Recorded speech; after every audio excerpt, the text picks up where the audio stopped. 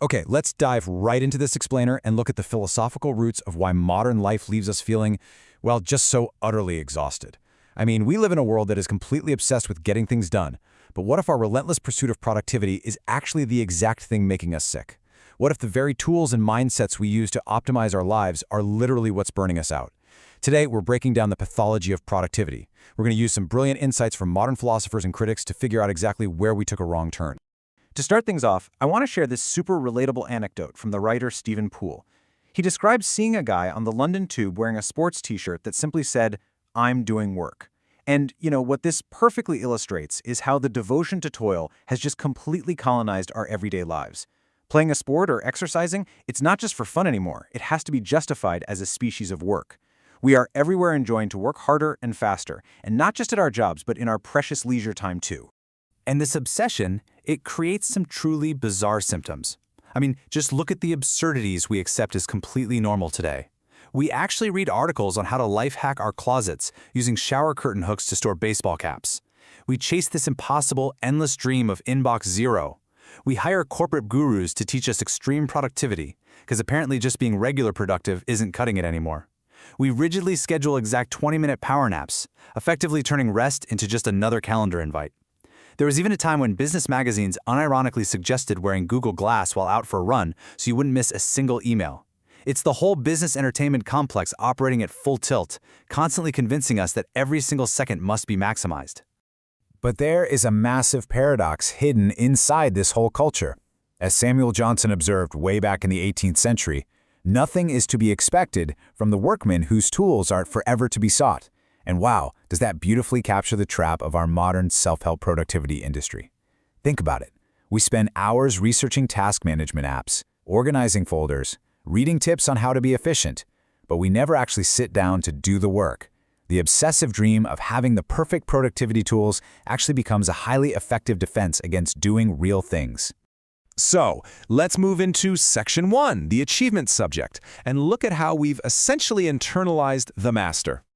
To really understand the hidden causes of our exhaustion, we have to look at how society has fundamentally transformed over time. In the past, the philosopher Michel Foucault described what he called a disciplinary society. This was a world totally driven by the word should. It was all about negativity, prohibition, and having external masters telling you exactly what to do.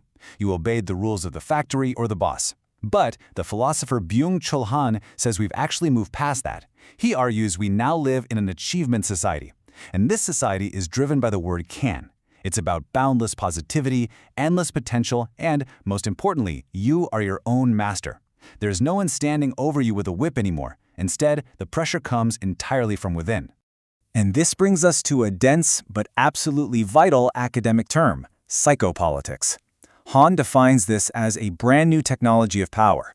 Unlike the old days where power was visible and coercive, psychopolitics seduces us. It uses the feeling of unbounded freedom to maximize our productivity. It literally makes us voluntarily dependent. Think about it. The system doesn't need to force you to work late. It just needs to convince you that working late is how you optimize your potential and achieve your dreams. It's incredibly efficient because, well, you don't even realize you're being controlled. Which leads us to ask this incredibly counterintuitive question. Is freedom actually a form of control? When we're told we can be anything, do anything, and achieve anything, we deeply internalize those expectations. So under the guise of absolute autonomy, we willingly engage in self-exploitation. The class struggle of the past? It's basically been turned into an inner struggle with the self. We are constantly at war with our own perceived inefficiencies. And what's the result of this inner war?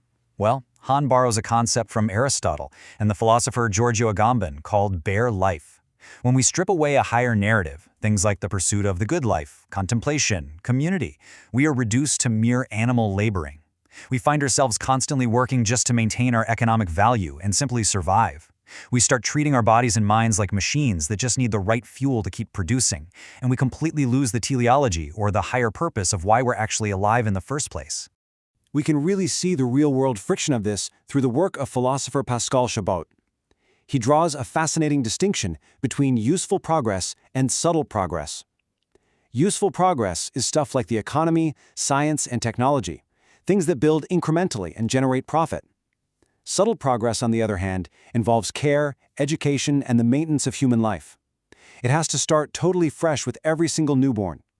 Chabot points out that burnout hits the caring professions so incredibly hard because the relentless, metric-driven pressure of useful progress is violently forced upon the fragile, deeply human sphere of subtle progress. Which brings us to Section 2, the violence of positivity, where we explore what happens when yes we can actually becomes toxic. This toxicity manifests as a totally new type of burnout. Historically, we experienced what you could call immunological burnout. This was caused by an external threat, like a terrible boss, badly organized work, or just an oppressive system. You recognized the enemy, and your immune system fought back. But Hun argues that modern burnout is non-immunological. It's more like an internal infarction. It's caused by an excess of positivity, a sheer overload of too much of the same. There's no external enemy to fight anymore, just an internal blockage caused by trying to do and be absolutely everything all at once. And this creates a highly destructive psychological state, the internalized master and slave dynamic. In the achievement society, you are the entrepreneur of yourself. But that means you are simultaneously the ruthless boss demanding more output and the exhausted worker being exploited. You're fighting an endless inner war. Because you are your own master, you can never truly clock out. And worse, you have no one else to blame when you fail. And the data absolutely backs up the severity of this systemic condition. Studies have shown that an astounding 44% of US doctors suffer from burnout symptoms. I mean, this isn't just some abstract philosophical concept. It is a concrete, devastating reality affecting the very people tasked with keeping our society healthy. The system's demands for endless efficiency are quite literally breaking the human beings operating within it. All right, let's look at the antidote in Section 3, the power of doing nothing, and something called constructive negativity. So how do we break free from all this? Han suggests we desperately need to reclaim constructive negativity. Now, he doesn't mean just having a bad attitude. In this philosophical context, negativity is actually the essential human boundary. It is the power to pause, the ability to say no, to hesitate, and even to tolerate boredom. If we only ever say yes to more tasks, we just accelerate that same endless cycle. Constructive negativity is the deliberate interruption required to reflect and create truly meaningful change. Han actually distinguishes between two types of exhaustion to make this point super clear. First, there's solitary tiredness, which is the burnout we've been talking about. It isolates you. It turns your ego inward until you literally have nothing left to give. It is world-destroying. Contrast that with fundamental tiredness. This is a communal, restorative kind of exhaustion. It's the feeling you get when you consciously decide to stop working, perhaps to share a meal or engage in a ritual with others. It's an exhaustion that inspires us and actually connects us back to the world and to each other. And hey, we don't just have to rely on philosophy here. Neuroscience backs this right up. The researcher Andrew Smart, in his book Autopilot, explores the brain's default network. It turns out our brains absolutely require periods of rest. Staring vacantly into space isn't a waste of time, it is a biological necessity. It's during this idle time, when we aren't hyper-focused on a specific task, that our brain actually connects disparate ideas and sparks those outside-the-box solutions. As the philosopher Walter Benjamin once noted, boredom is actually the peak of mental relaxation. Just think of the great poet Rainer Maria Rilke. He wasn't tracking his metrics or organizing his baseball caps with life hacks. He spent years essentially poodling away his time, wandering around European castles, seemingly doing absolutely nothing.